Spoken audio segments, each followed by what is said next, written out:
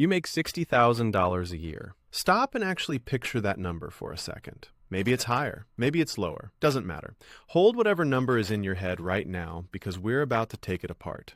If you did the simple math, salary divided by hours, you'd land at roughly $28.85 an hour. That number feels fine, reasonable, maybe even good depending on where you live. Here's the problem. That number is a lie. Not because anyone is trying to deceive you, because nobody ever taught you how to calculate what you're actually trading for that paycheck. By the end of this video, your real hourly rate might not be $28.85. It might be closer to $19. And the gap between those two numbers is exactly why so many hardworking people feel like they're falling behind, even when their paycheck looks fine on paper. So here's what we're going to do. We're going to take a single ordinary workday, hour by hour, minute by minute, and we're going to count every single hour your job actually takes from you, not just the ones it pays for. Some of these hours are going to surprise you. One of them is going to genuinely make you angry. Stay with me, because once you see your real number, you will never calculate your worth the same way again. Let's start with the number you think you make. Our stickman opens his paycheck. $60,000 a year. Stable job. Steady company. Nothing flashy. Nothing alarming. He does the math everyone does. $60,000 divided by 52 weeks is roughly $1,154 a week. Divide that by 40 hours and you land at $28.85 an hour. That's the number on every "What's your hourly rate?" calculator online. That's the number people compare job offers with.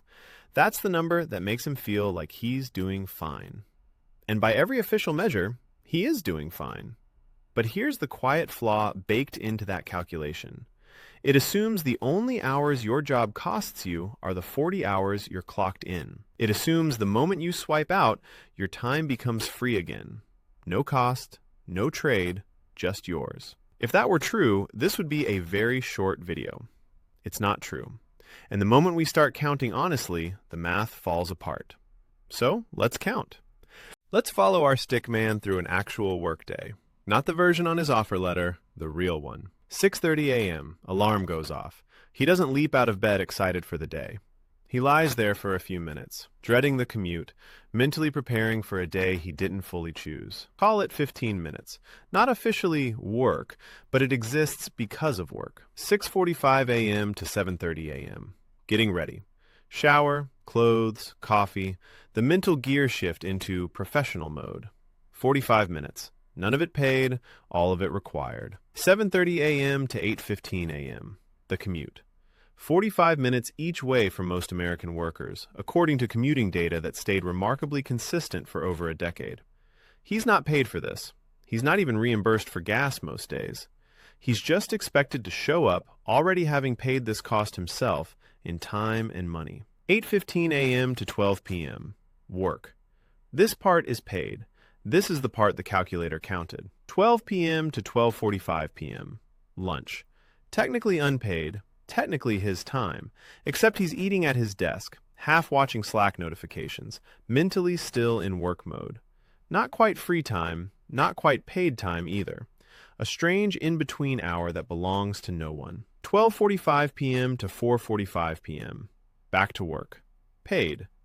4:45 p.m. to 5:30 p.m. The commute home. Another 45 minutes. Unpaid.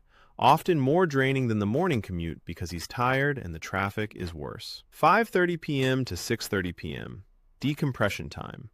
This is the hour where he's technically off the clock but still mentally recovering. Scrolling his phone, staring at the wall, not quite present for his own life yet because his brain is still downshifting from work mode. An hour of his evening, quietly consumed by a job that stopped paying him an hour ago. Let's add it up. Pre-work dread and prep, 1 hour. 2 commutes, 1.5 hours. The not quite lunch, not quite free hour, 45 minutes. Post-work decompression, 1 hour. That's roughly 4.25 hours a day that belong to his job without belonging to his paycheck. Multiply that by 5 days a week. That's over 21 hours a week, over 1,000 hours a year. 1,000 hours a year that the simple hourly calculator never counted. Now let's redo the math, honestly this time. His paid hours, 40 a week. His true time cost, roughly 61 hours a week, once you include the commute, the prep, the lunch that isn't really a lunch, and the decompression. Same $1,154 weekly paycheck. Divided by 40 hours, it's $28.85 an hour. Divided by 61 hours, it's $18.92 an hour. Let that sit for a second. Same job, same paycheck, same person.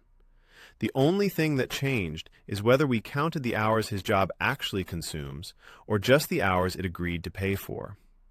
$28.85 versus $18.92. That's not a small gap. That's a 34% pay cut hiding in plain sight that nobody ever told him about because nobody benefits from him knowing. And here's the part that stings a little more. This isn't a worst-case scenario. We didn't include working through lunch.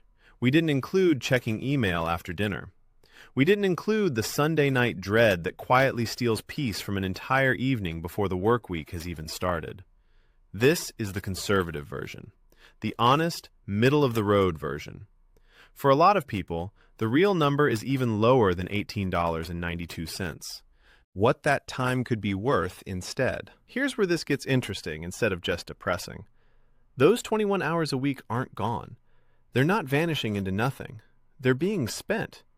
The only question is whether they're being spent on purpose or just leaking out of his life unnoticed. Let's say he reclaims just one of those hours. Not all 21, just 1 hour a day, 5 days a week.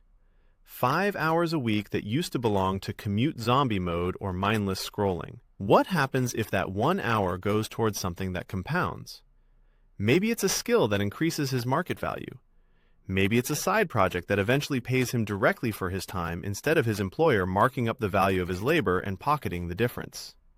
Maybe, and this connects directly to the math from our last video, it's simply more rested, more intentional time that leads to better financial decisions across the board. This isn't a video telling you to hustle harder or build a six-figure side business by next Tuesday.